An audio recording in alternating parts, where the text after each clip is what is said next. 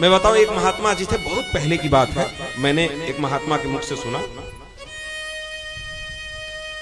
वो एक विद्यालय चलाते थे, बड़े निष्ठावान थे, इतना निष्ठावान थे कि वो कुएं के पानी से ही स्नान करते थे और गायत्री करते थे, और बिना गायत्री किए वो एक अन्न और जल भी ग्रहण नहीं करते थे। इतना निष्ठावान।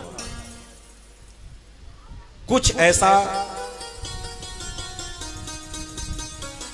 अव्यवस्था खड़ी हुई कि प्रशासन के सामने उनको धरना देना पड़ा। अपने बच्चों को लेकर के वो जाकर के प्रशासन के सामने धरना देने लगे। प्रशासन तो ऐसे, प्रशासन तो किसी की नहीं, प्रशासन उठा करके जेल में बंद कर दिया। उठाकर महात्मा जी और महात्मा जी के जो चेले थे, पढ़ने वाले विद्यार्थी, उठा करके जेल में बंद कर दिया। गुरुजी ने कहा सब लोग शांति से रहो, और जहां ये ले चल हम लोगों को चलना चाहिए। ले जाकर के उनको जेल में बंद कर दिया। जेल में गए, लगभग वही दोपहर के समय में ले जाकर बंद कर दिया। और जो गुरुजी थे, जो महात्मा जी थे, महात्मा जी को वैसे तो वो लोग बंद करते हैं, तो जेल के अंदर एक वृक्ष बरगद का पेड़ था, तो वो जब अंदर घुसाए उनको, तो वो धीरे से जाकर उसी पेड़ के नीचे बैठ गए, और बच्चों को अपना जहां उनको रखना था वो रख दिया। पेड़ के नीचे जाकर बैठ गए। उनको भी गए वो लोग पकड़ के लाने के लिए। तो महात्मा जी बोले, देखो हम भागेंगे नहीं यहां से। अगर तुमको लगता है कि हम भागेंगे, भागेंगे नहीं। हम जहां बैठे हैं वहीं निष्ठापूर्वक हमें बैठे रहे। दोपहर से शाम हो गया। शाम होने के बाद अब आहनी स्नान करेंगे, आहनिक करेंगे, उसके बाद कुछ पाएंगे। अब वो जो प्रशासन था वो तो किसी को नहीं मानता, लेकिन वो जो जेलर था वो एक ब्राह्मण था, और निष्ठावान ब्राह्मण था। आहनिक वगैरह बड़े नियम से वो करता था।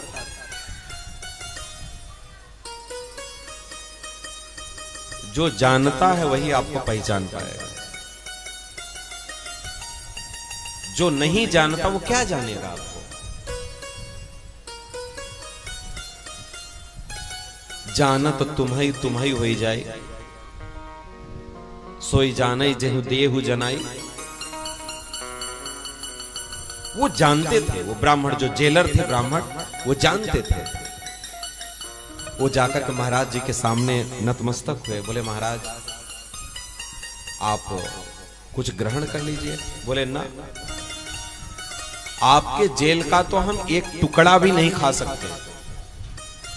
बच्चों ने कहा, गुरुजी बिना कुएं के जल से आहनिक करते हैं, कुएं के जल से ही स्नान करते हैं, दूसरा जल से वो चले गए। बोलेंगे फिर आप कैसे?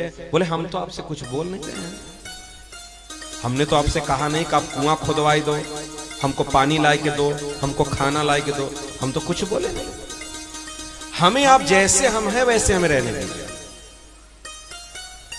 जेलर का हृदय टूट गया, हृदय टूट गया, रोने लगा। बोले, मेरे आंखों के सामने एक ऋषि स्वरूप महात्मा, ऋषि अवतारी महात्मा हमारे जेल में बिना अन्न जल का कितना पाप हमको लगेगा। उस जेलर ने कुआं, एक बहुत पुराना उसी जेल के अंदर कुआं था, सारे पुलिस कर्मियों को लेकर के वो गया साफ करवाने के लिए। महाराज अगर उस कुएं को साफ करे तो आप आहनिक तो कर लेंगे ना, स्नान तो कर लेंगे? बोले, हाँ, अगर साफ करवा सकते हो तो कर लेंगे। इतनी निष्ठा, आहनिक नहीं, स्नान नहीं, तो जल और अन्न नहीं। और हम लोग कहते हैं शेर कभी बरस थोड़ी करता है। हाँ, खाने की बारी आ जाएगी तो शेर बन जाएंगे, शेर कभी ब्रश नहीं करता।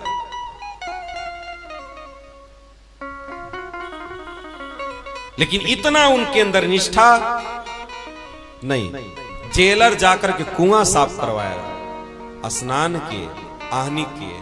बोले, कुछ आप ग्रहण कर लीजिए। बोले, आपके जेल का तो एक टुकड़ा भी हम नहीं खा सकते, एक टुकड़ा भी नहीं खा सकते।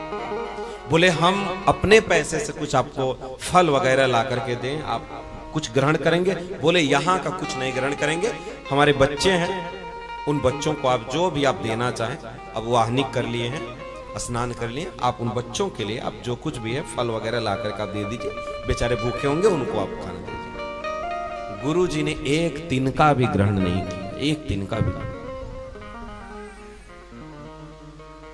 सुबह होते होते उनको जेल की कुंडी खोलनी पड़ी, जेल की कुंडी खोलनी पड़ी। जीवन में हमेशा निष्ठा बना करके रखिए, धर्म के प्रति एकदम समर्पित रहिए। हम लोग कहते हैं हमको किसी और से दिक्कत है, किसी से नहीं। अपनी संस्कृति को कौन तोड़ा? धोती कुर्ता पहनना कौन छोड़ा? तिलक लगाना कौन छोड़ा? मंदिर जाना कौन छोड़ा? कौन छोड़ा? हम लोग कहते हैं दूसरा कोई हमें प्रताड़ित कर रहा है, हमारे ऊपर कब्जा कर रहा है, हमें परेशान कर रहा है। कोई नहीं, किसी की इतनी सामर्थ्य नहीं है कि धर्म की धुरी पर धारण करने वाला, धर्म को अपने जीवन में धारण करने वाले को कोई डिगा सकता है? कभी जीवन में संभव नहीं। हम लोगों ने धर्म को छोड़ा है, हम लोगों ने धर्म को छोड़ा है। क्या कभी हम सोचे कि अगर रोज नहीं पहन रहे धोती कुर्ता तो कम से कम महीने में 2 ही दिन पहने, या हर संडे को घर में रहते धोती कुर्ता पहने, कम से कम ऑफिस में तिलक लगा करके जाए? कभी हम लोग सोचा? नहीं, बड़ी शर्म लगती है। मुसलमान दाढ़ी रखता है, टोपी लगाता है, उसको शर्म नहीं लगता। ईसाई पगड़ी बांधता है, उसको कोई दिक्कत नहीं। दाढ़ी रखता है, उसको कोई दिक्कत नहीं। हिंदुओं को दिक्कत है, हिंदुओं को दिक्कत है। क्यों? क्योंकि सेकुलर हिंदू पैदा हो गए। हिंदुओं को मुसलमानों से दिक्कत नहीं, ईसाइयों से दिक्कत नहीं, ये आपका कुछ नहीं बिगाड़ सकता। हिंदुओं को दिक्कत है तो जो सेकुलर हिंदू हैं उनसे दिक्कत है। इसलिए, और ये जो सेकुलर हिंदू हैं वो मुसलमानों पर टिप्पणी नहीं करते, ईसाइयों पर टिप्पणी नहीं करते, वो आप पर ही टिप्पणी करेंगे। बड़का तिलक लगाए के पंडित बनता है, बड़का पुजारिन हो गई है। दूसरों से उनको दिक्कत नहीं, अपने से ही दिक्कत है। इसलिए अपनी किसी भी परिस्थिति में रहो, अपने धर्म की धुरी को धारण करके रखो। एक महात्मा का नाम नहीं लेंगे, लेकिन बहुत पूज्य संत हैं, अभी भी वृंदावन में वास कर रहे हैं, अभी भी हैं, अभी भी दर्शन हो सकता है। मास्टर ने कहा,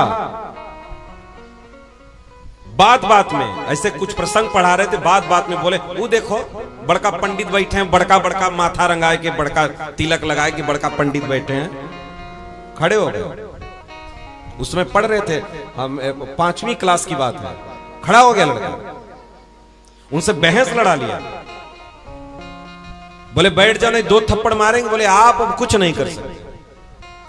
अब अध्यापक तो अध्यापक, बच्चे अगर टाइट होकर के बोल दे तो उतने में उनका अपमान हो जाता है। वो जाकर के अपने ऑफिस में प्रिंसिपल से बोले ये बच्चा ऐसे ऐसे कर रहा है, और प्रिंसिपल भी बेचारा वो था, वो जाकर के 2 थप्पड़ मार दिया।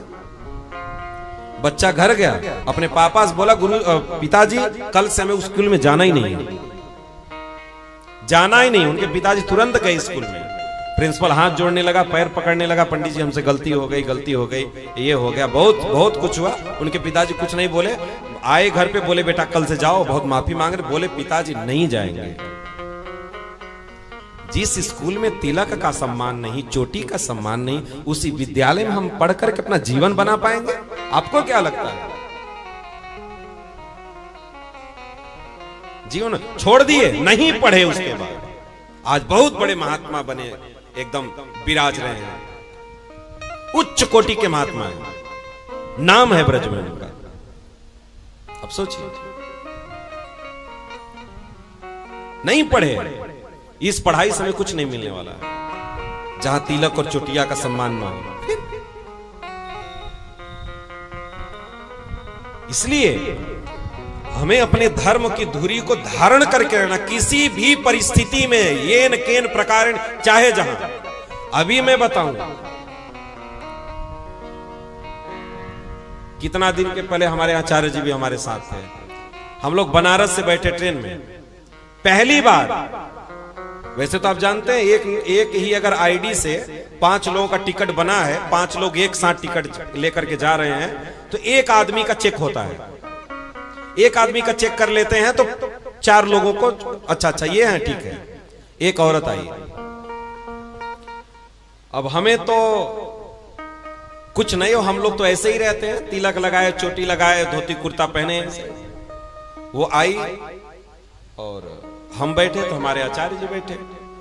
टिकट दिखाओ, तो हम बोले, अपना भी नाम बोले, इनका भी नाम बोले। दोनों लोग आईडी दिखाओ। केवल वेशभूषा से, ये उसका रवैया क्यों था? केवल हमारे वेशभूषा को देख करके, हमारे तिलक कंठी को देख करके, केवल बाबा जी रूप को देख करके, दोनों दिखाओ, आईडी दिखाओ। तो अब आईडी तो बैग में रखी है, तो कौन जेब में लेके घूम रहा है? तो हमें लगा कि एक लोगों को तो हमारे आचार्य जी गए, अपना मोबाइल में निकाल करके अपनी आईडी दिखाया। इनसे क्या बोला? वो बाबा को दिखाओ, उस बाबा का दिखाओ। इनको गुस्सा लग गई, बोले महाराज जी वो तो ऐसे उल्टा पुल्टा बोल रही है। आई बैठी, बोले आप दोनों का आईडी मिल नहीं रहा है। तो हम कहे एक आईडी ठीक है कि नहीं? बोले नहीं, दोनों का आईडी हम आपको उतार सकते, हमको उतार दो, तुम्हारी हिम्मत है तो उतार दो। कह रही कैंसिल कर दे, कर दो कैंसिल, तुम्हारी हिम्मत है कर दो। जब तुम ऐसे बात कर रही हो तो हम भी, अब भाई देखो, हम तब तक चुप रह सकते हैं जब आप हमारे ऊपर कटाक्ष न करो, तब तक। जब आप हमारे वेशभूषा और आप साधु समाज पे कटाक्ष करोगे तो हमको अभी उतार दो ट्रेन से, हम दूसरी ट्रेन पकड़ के चले जाएंगे। देखिए, सहन तब तक करना है जब तक आपके समर्पण, आपकी निष्ठा, आपके इष्ट के बारे में कुछ न बोला जाए, तब तक। अगर उस पर कुछ बोला जाए तो आपको चुप नहीं रहना चाहिए, चुप नहीं रहना चाहिए। तो हमने कहा भाई काट को उतार दो। आचार्य जी बोले अरे महाराज जी ऐसे ये बोल रही है। हम कहे, फिर आई बैठ करके, तो फिर हमसे बहस हो गई। हमने कहा उतार दो भाई, तुम्हारी इतनी हिम्मत है तो हमारा कैंसिल कर दो। जब हम बोले हमारा कैंसिल करके उतार दो तो सरेंडर हो गई। बोले अरे हम ऐसा कर सकते हैं, कोर्ट तक जाएंगे, आप साबित नहीं कर पाएंगे। हम कहे आओ, हमारा तुम्हारा यही हो जाए, फिर कोर्ट कचहरी हो जाए, फिर चलो हम साबित करते हैं फिर। तो ऐसी कंडीशन क्यों? आज तक 15-16 साल के जीवन में सबका टिकट हमारे ही आईडी से होता है, लेकिन एक आदमी का केवल चेक होता है, केवल हमारा बस चेक होता है, बाकी सब उसी आईडी पे जाते हैं। पहली बार उसने दोनों लोगों की आईडी चेक की। तो ऐसे ऐसे लोग भी हमारे समाज में, हमारे ही सामने हम बैठे हैं, 4-4 लोग आए, उनमें से उसी ने एक लोगों का चेक किया, 4 लोगों को छोड़ दिया। क्योंकि सफर में तो हम सुबह तक थे, हमको 8 बजे सुबह उतरना है और 4 बजे से ही सिलसिला शुरू हो गया, शाम को 4 बजे से। तो पूरी रात तो हम देख ही रहे हैं कितने लोगों का चेक कर रही है, सब का। केवल हम ही 2 लोगों का, केवल दोनों का चेक करना है और उसमें वो निकालना है कि ये नहीं मिल रहा है, वो नहीं मिल रहा है। तो ऐसे लोगों से सावधान रहना। इसलिए कभी भी अपने इष्ट के बारे में, अगर कभी आपके समर्पण, आपकी निष्ठा, अगर कभी साधु समाज पर अगर कोई बात आए तो फिर चुप नहीं रहना चाहिए। हमें नहीं लगता कि ऐसी बातों को सुन करके हमारा कल्याण होगा, नहीं कल्याण होगा उससे। और उन्हीं महात्मा जी के चरित्र को हमने सुना था उनके पिताजी के मुख से। उनके पिताजी के मुख से मैंने उनकी बात सुनी थी कि वो फिर पढ़ने नहीं गया स्कूल में, क्यों तिलक के लिए बोला गया था, पढ़ने नहीं गया, उस स्कूल में गया ही नहीं। तो इसलिए जीवन में निष्ठा और समर्पण बहुत जरूरी है।